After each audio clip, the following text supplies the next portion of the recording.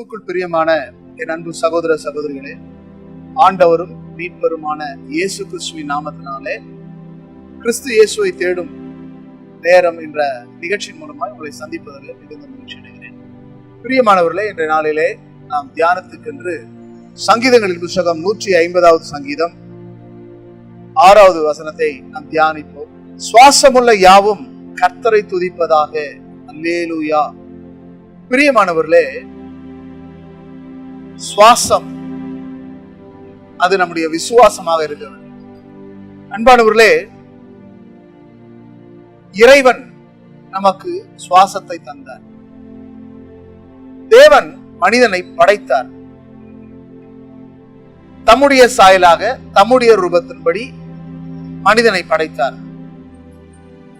தேவனால படைக்கப்பட்ட மனிதன் மண்ணினாலே உண்டாக்கப்பட்டான், உருவாக்கப்பட்டான். அந்த மனிதனுக்கு தேவன் தம்முடைய சுவாசத்தை நாசியிலே ஊதினார். அவன் ஜீவ ஆத்மாவானான் என்று வேதம் சொல்கிறது. ஆகவே ஒவ்வொரு மனிதனுக்குள்ளும் இருக்கிற சுவாசம் யாருடையது என்றால் அது கர்த்தருடையது. இறைவனால் அருளப்பட்டதுதான் சுவாசம், உயிர், ஜீவன். என் அன்புக்குரியவர்களே, நமக்கு கொடுக்கப்பட்ட சுவாசத்தை குறித்து நாம் உண்மை உள்ளவர்களாய் இருக்க வேண்டும், நன்றி உள்ளவர்களாய் இருக்க வேண்டும். ஒரு மனிதன் ஒரு பரிசு பொருளை கொடுக்கும் பொழுது அவனுக்கு நன்றி சொல்லுகிறோம். ஒரு gift கொடுக்கும் பொழுது அவர்களுக்கு நாம் தேங்க்ஸ் சொல்லுகிறோம். அந்த பரிசு பொருள், அந்த gift ஆனது ஒரு குறிப்பிட்ட காலம் வைத்திருப்போம், பிறகு அதை தூக்கி வீசி விடுவோம் அல்லது அதை மறந்து விடுவோம். ஆனால் இறைவன் நமக்கு கொடுத்தது சுவாசம், உயிர், ஜீவன். ஆகவே ஒவ்வொரு மனிதனும் தன் வாழ்நாளெல்லாம் தன்னை படைத்தவரை மறக்க கூடாது. தன்னை சிருஷ்டித்தவரை, தன்னை உண்டாக்கினவரை, தன்னை உருவாக்கினவரை மனிதன் மறந்து போகக்கூடாது. ஏனென்றால் மனிதனுக்கு சுவாசத்தை, உயிரை, ஜீவனை கொடுத்தது இறைவன் மட்டும்தான். இந்த உலகத்திலே நம்மை பெற்றெடுத்த தாயும் தகப்பனும் நமக்கு ஜீவனை கொடுக்கவில்லை, நம்மை அவர்கள் பெற்றெடுத்தார்கள். ஒரு தாய் கருத்தரித்து 10 மாதம் சுமந்து பிரசவித்து அந்த பிள்ளையை இந்த உலகத்துக்கு கொண்டு வருகிறாள். ஆனால் அந்த தாய் பிரசவித்து தான அந்த பிள்ளை யாருடையது என்றால் கர்த்தருடையது. வேதம் சொல்லுகிறது, பிள்ளைகள் கர்த்தரால் வரும் சுதந்திரம் என்று சொல்லப்பட்டிருக்கிறது. ஆக ஒவ்வொரு மனிதனும் கர்த்தருக்குரியவர்கள். ஒவ்வொரு மனிதனும் இறைவனால் தான் படைக்கப்பட்டிருக்கிறார். இறைவனுடைய அருளால், இறைவனுடைய கிருபையால், இறைவனுடைய தயவால் தான் ஒவ்வொரு மனிதனும் படைக்கப்பட்டிருக்கிறார். இதுதான் உண்மை. இன்றைக்கு அநேகர் புரிதல் இல்லாமல், அறிந்து கொள்ளாமல் வாய்க்கு வந்தபடி பேசி விடுகிறார்கள். தன் இஷ்டம் போல எதையாவது சொல்லி விடுகிறார்கள். ஆனால் மனிதன் இறைவனால் படைக்கப்பட்டது உண்மை. அவன் மண்ணினால் படைக்கப்பட்டிருக்கிறான். மண்ணினால் படைக்கப்பட்ட மனிதனுக்கு மூச்சை கொடுத்தவர், உயிரை கொடுத்தவர், ஜீவனை கொடுத்தவர் கடவுள். ஆகவே மனிதன் கடவுளை துதிக்க வேண்டும், கடவுளை தொழுது கொள்ள வேண்டும், கடவுளுக்கு பயந்து வாழ வேண்டும். அப்படி கடவுளுக்கு பயந்து வாழும் பொழுது நமக்கு ஒரு ஆசீர்வாதம் உண்டு. கர்த்தர் செய்த நன்மையை நினைத்து அவருக்கு நன்றி சொல்ல வேண்டும். என் அன்புக்குரிய சகோதரனே, சகோதரியே, இந்த நிகழ்ச்சியை காண்கிற கர்த்தருடைய பிள்ளைகளே, வேதம் சொல்கிறது, சுவாசமுள்ள யாவும் கர்த்தரை துதிப்பதாக. அப்படி என்றால் இறைவனால் படைக்கப்பட்ட மனுஷன் மாத்திரமல்ல, அண்ட சராசரங்களும் அகில உலகமும் பூமியிலே வாழ்கிற அனைத்து ஜீவராசிகளும் அவரை துதிக்கின்றது, அவரை போற்றுகின்றது, அவரை புகழ்கின்றது, அவரை நினைக்கின்றது, அவரை மகிமைப்படுத்திக் கொண்டிருக்கிறது. ஆனால் மனிதனோ தன்னை படைத்தவரை மறந்து போகிறான், தன்னை படைத்தவரை விட்டு விலகி போகிறான், தன் மனம் போன போக்கிலே போய்க் கொண்டிருக்கிறான், தன் இஷ்டப்படி மனிதன் வாழ்ந்து கொண்டிருக்கிறான்.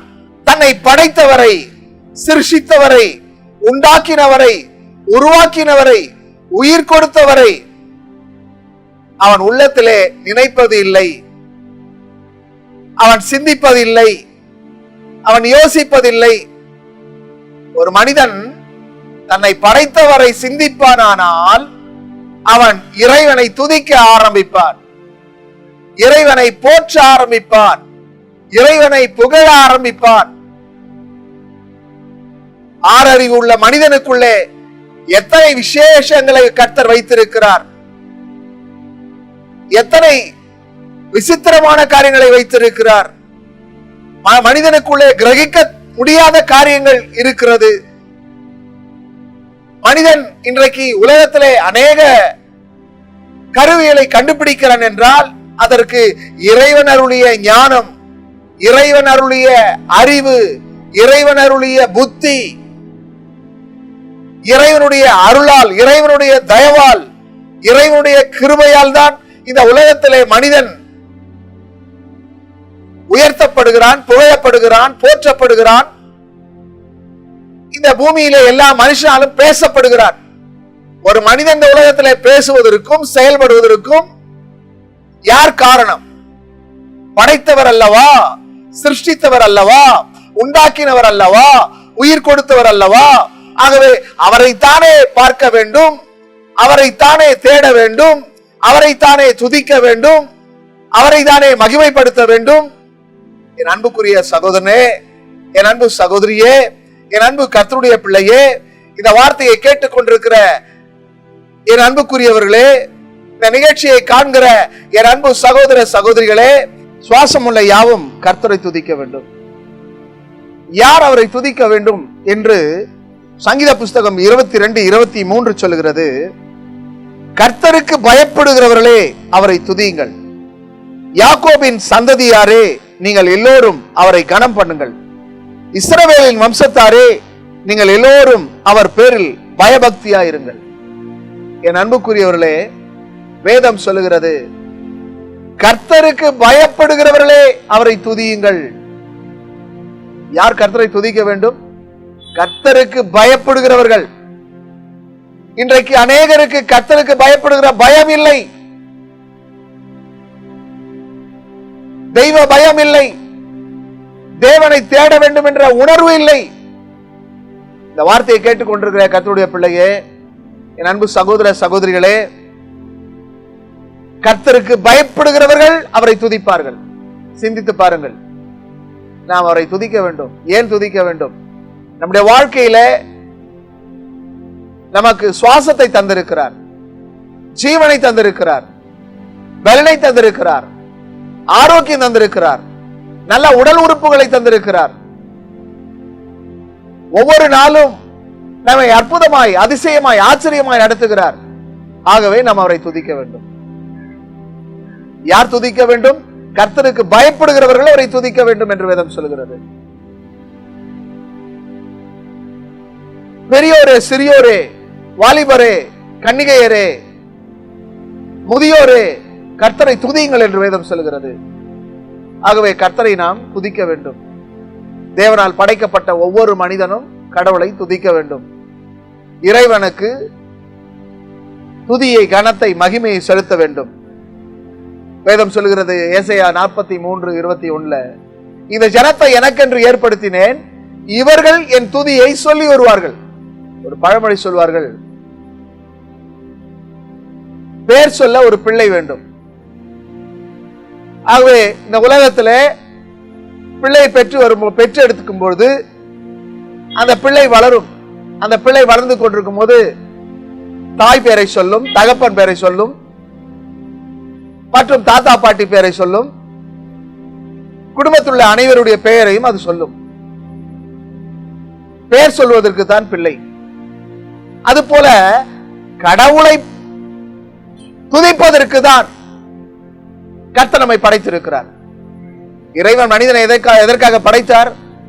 துதிப்பதற்கு, அவரை துதிப்பதற்காக.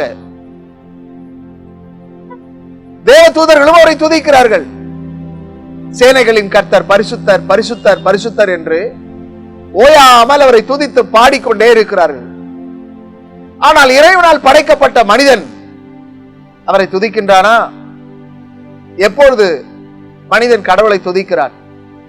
தனக்கு ஒரு பிரச்சனை வரும்போது, தனக்கு ஒரு நெருக்கம் வரும்போது, தனக்கு ஒரு உபத்திரவம் வரும்போது, தனக்கு ஒரு பாடு வரும்போது, தனக்கு ஒரு வியாதி வரும்பொழுது, அப்பொழுதுதான் கடவுளுக்கு துதியை செலுத்துகிறார். அல்லது ஏதாவது ஒரு நன்மையை பெறும்பொழுது, வாழ்க்கையில ஒரு நல்ல காரியங்கள் நடக்கும்பொழுது கடவுளை துதிக்கிறார். ஆனால் வாழ்நாளெல்லாம் துதிக்க வேண்டிய மனிதன் தனக்கு எப்பொழுது தோன்றுகிறது அப்போது துதிக்கிறார். எப்பொழுது தோன்றுவது அப்போது துதிப்பது அல்ல, எப்பொழுதுமே கர்த்தரை துதிக்க வேண்டும். அந்தி சந்தி மத்தியான வேளையிலே அவரை போற்றி துதிக்க வேண்டும். காலையிலும் மாலையிலும் இரவிலும் அவரை துதிக்க வேண்டும். எல்லா சூழ்நிலைகளிலும், எல்லா சந்தர்ப்பங்களிலும், காலை எழுவது முதற்கொண்டு இரவு படுக்கைக்கு செல்வது வரைக்கும் அவரை துதித்துக் கொண்டே இருக்க வேண்டும். அப்படி துதிப்பதினாலே நமக்கு அநேக நன்மைகளும் ஆசீர்வாதங்களும் வெற்றியும் சந்தோஷமும் சமாதானமும் நமக்கு நிச்சயமாய் உண்டாகும். என் அன்புக்குரிய சகோதரனே, என் அன்பு சகோதரியே, இந்த நிகழ்ச்சியை காண்கிற அன்பு கர்த்தருடைய பிள்ளைகளே, உங்கள் வாழ்க்கையில நீங்கள் கர்த்தரை துதிக்க வேண்டும். ஒருவேளை துதிக்காமல் இருப்பீர்களானால் இன்று முதல் துதிக்க ஆரம்பியுங்கள். நீங்கள் துதித்தால் உங்களுடைய வாழ்க்கையில பல காரியங்கள் நடக்கும். நீங்கள் துதிக்கும் பொழுது உங்களுடைய வாழ்க்கையில காணப்படுற தடைகள் எல்லாம் நீங்கும். நீங்கள் துதிக்கும் பொழுது உங்களுடைய வாழ்க்கையில காணப்படுற சதிகள் எல்லாம் முறிக்கப்படும். உங்களுக்கு விரோதமாக எழும்புகிறதான அனைத்து சதி நாச மோசங்களும் முறியடிக்கப்படும். துதிப்பதற்கு நமக்கு மனம் வேண்டும். அப்படி நாம் துதிக்கும் பொழுது நம்முடைய வாழ்க்கையில நிச்சயமாய் நமக்கு ஒரு வெற்றியை, விடுதலையை நாம் காண முடியும். என் அன்புக்குரிய சகோதர சகோதரிகளே, இந்த நிகழ்ச்சியை காண்கிற கர்த்தருடைய பிள்ளைகளே, வேதம் சொல்லுகிறது சங்கீதம் 151 அல்லேலூயா, தேவனுடைய பரிசுத்த ஸ்தலத்திலே துதியுங்கள்.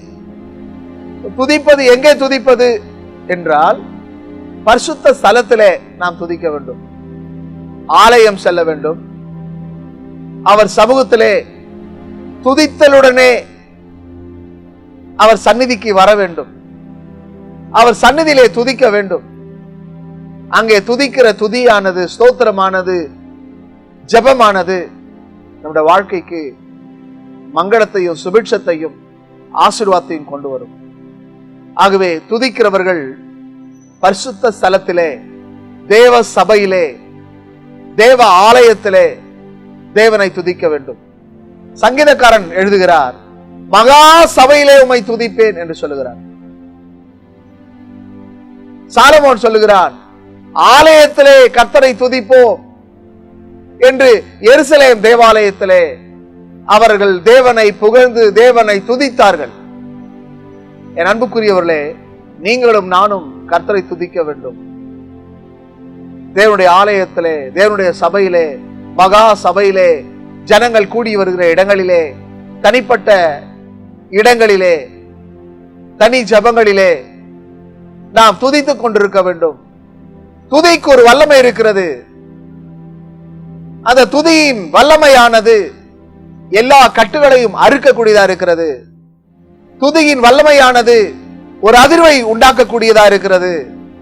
துதியின் வல்லமையானது அற்புதங்களையும் அதிசயங்களையும் செய்யக்கூடியதா இருக்கிறது. துதிக்கும் பொழுது நம்முடைய வாழ்க்கை வெற்றியாக மாறும். என் அன்புக்குரியவர்களே,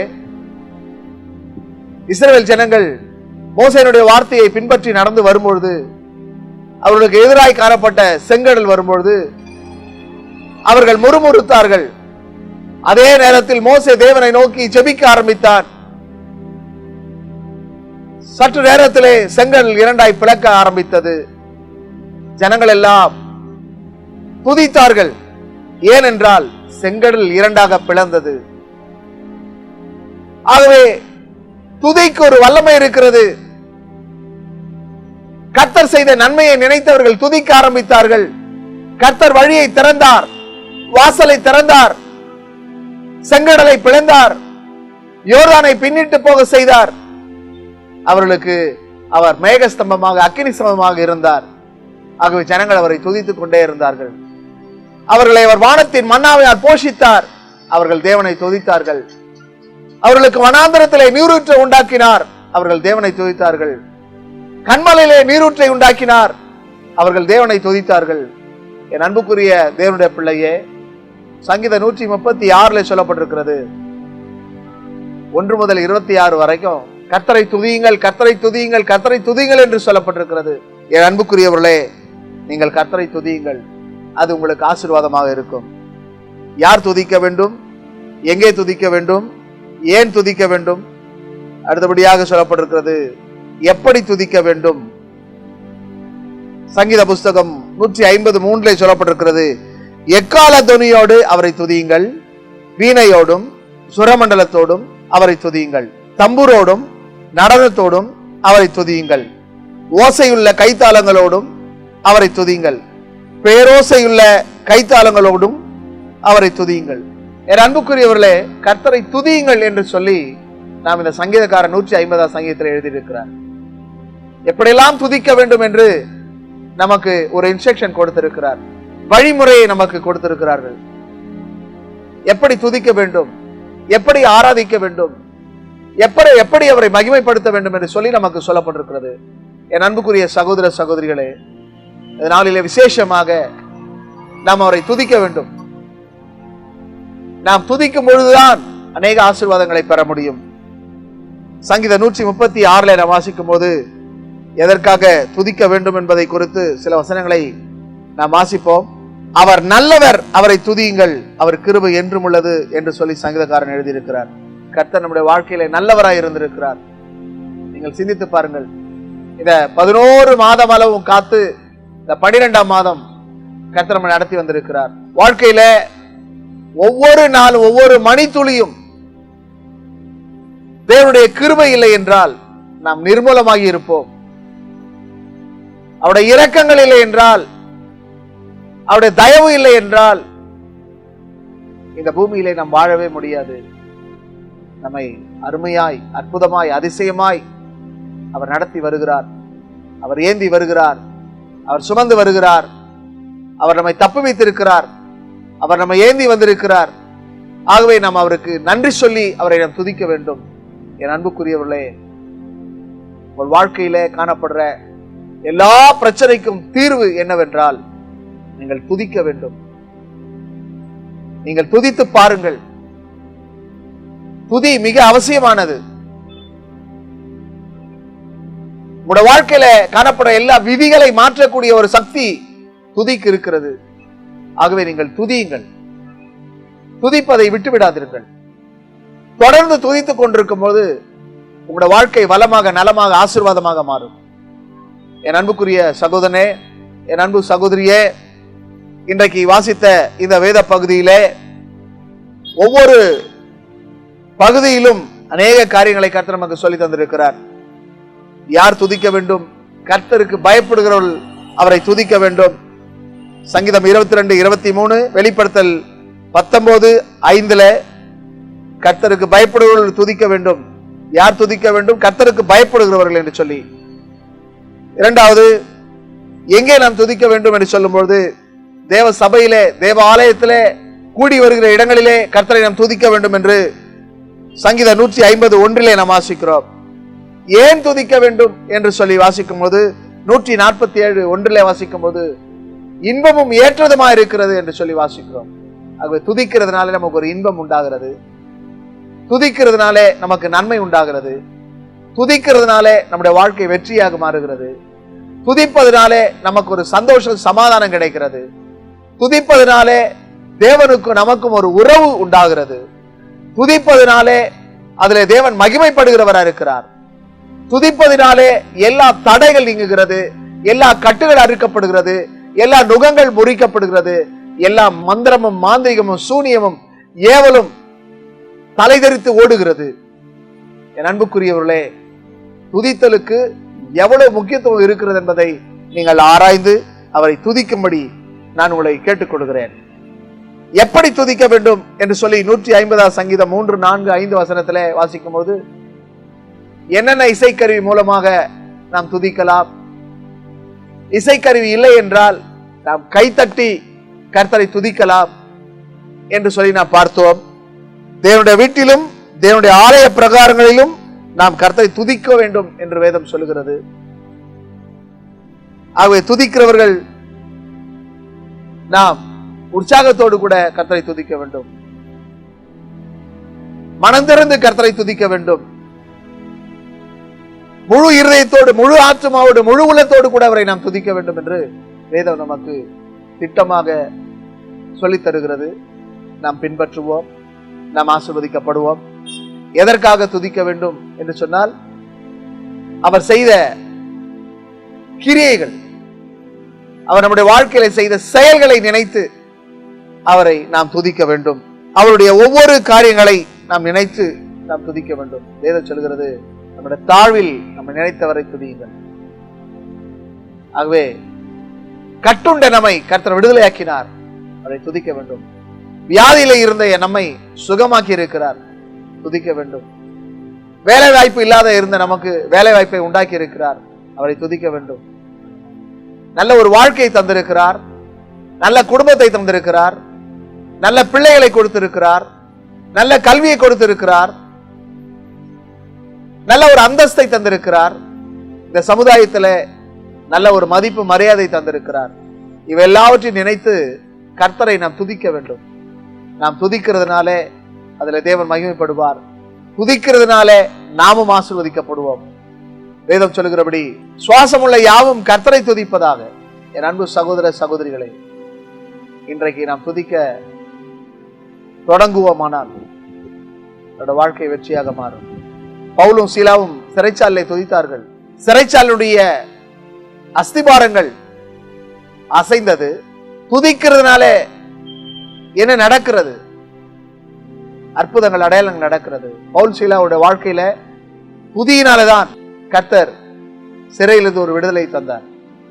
அவங்க வாழ்க்கையில காணப்படுற எல்லா சிறையிருப்புகளை கர்த்தர் திருப்ப வல்லவராக இருக்கிறார்.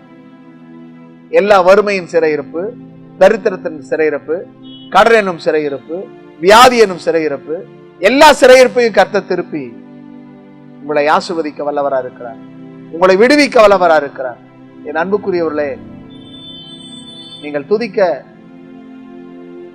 இப்பொழுதே முயற்சியுங்கள், துதி செய்ய தொடங்குங்கள். நீங்கள் துதிக்க துதிக்க அநேக ஆசீர்வாதங்களை பெற முடியும். எங்களுடைய வாழ்க்கையில எங்களுக்கு கிடைக்கிற நேரங்கள்லாம் நாங்கள் துதித்துக் கொண்டிருக்கிறோம். கர்த்தருடைய ஆலயத்தில் நிற்கிற கர்த்தருடைய ஊழியக்காரரே, அவரை துதியுங்கள் என்று வேதம் சொல்லுகிறது.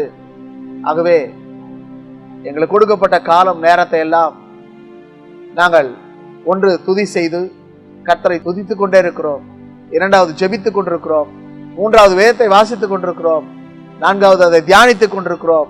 ஐந்தாவது நாம் அநேகருக்கு பிரசங்கித்துக் கொண்டிருக்கிறோம். எங்களுக்கு கொடுக்கப்பட்ட ஊழியங்களிலே நாங்கள் கர்த்தருக்கு உண்மையா இருக்கிறோம். நீங்களும் கர்த்தருக்கு உண்மையா இருப்பீர்களானால் உங்களையும் கர்த்தர் ஆசீர்வதிப்பார். எங்களுடைய ஊழிய பாதையிலே நாங்கள் துதித்துக் கொண்டிருப்பதனால்தான் இன்றைய வரைக்கும் எங்களுடைய ஊழிய பாதை ஆசீர்வாதமா இருக்கிறது, வெற்றியா இருக்கிறது. கர்த்தர் எங்களுக்கு அநேக வாசலை திறந்து கொடுத்து கொண்டே இருக்கிறார்.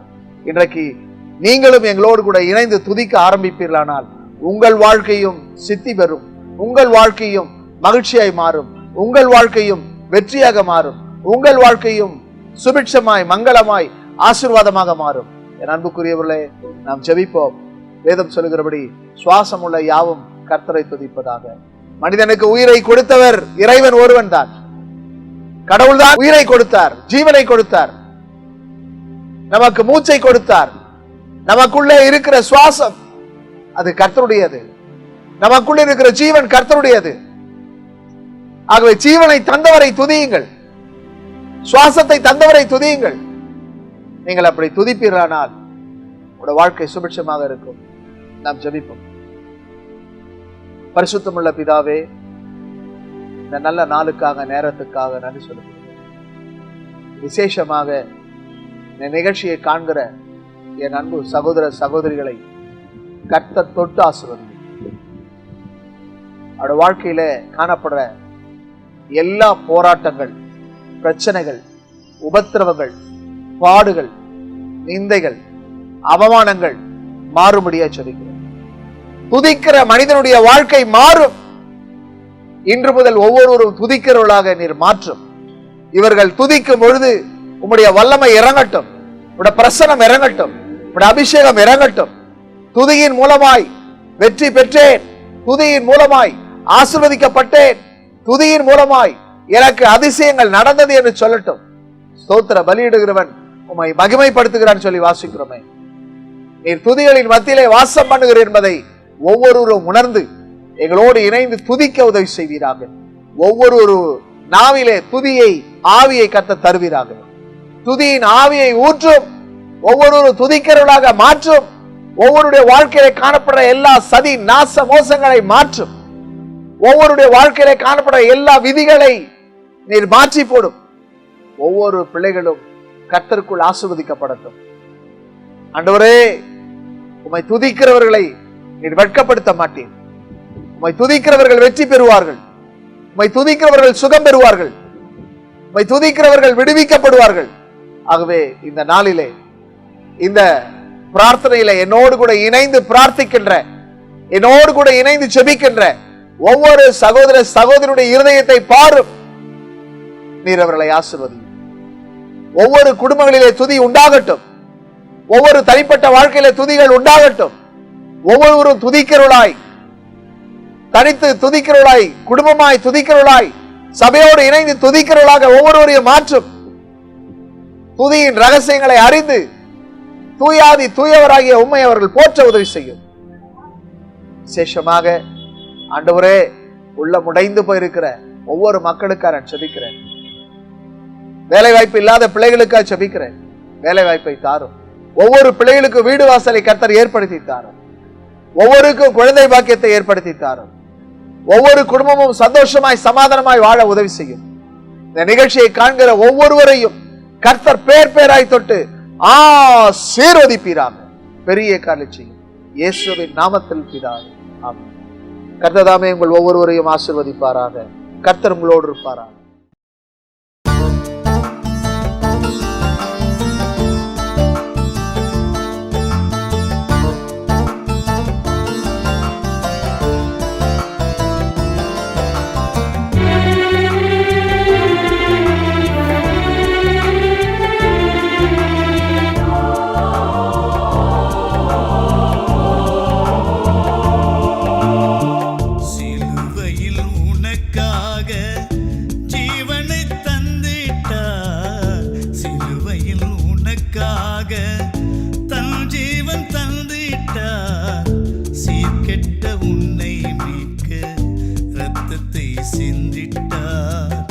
சீர்கெட்ட உன்னை மீட்க இரத்தத்தை சிந்திட்டார் என்று நீயும் உணர்ந்திடு, என்று நீயும் புரிந்திடு, என்று நீயும் உணர்ந்திடு, என்று நீயும் புரிந்திடு.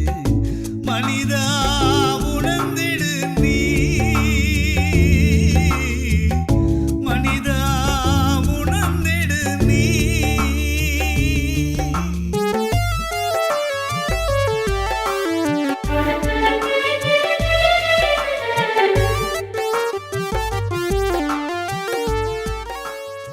எங்களுடைய வங்கி கணக்கு எண் HDFC 50104026622467. IFSC கோட் HDFC 00004166 என்ற எண்ணிற்கு அனுப்புங்கள். கர்த்தர்தாமே உங்கள் ஒவ்வொருவரையும் நிறைவாய் ஆசீர்வதிப்பாராக என்று உங்களை அன்புடன் அழைக்கும் போதகர் ஜஸ்டின் பிரபாகரன். மேலும் உங்கள் ஜெப உதவிக்கும் ஆலோசனைகளுக்கும் தொடர்பு கொள்ள வேண்டிய செல்போன் எண்கள் 7393451314 மற்றும் 9840727485. மிக்க நன்றி.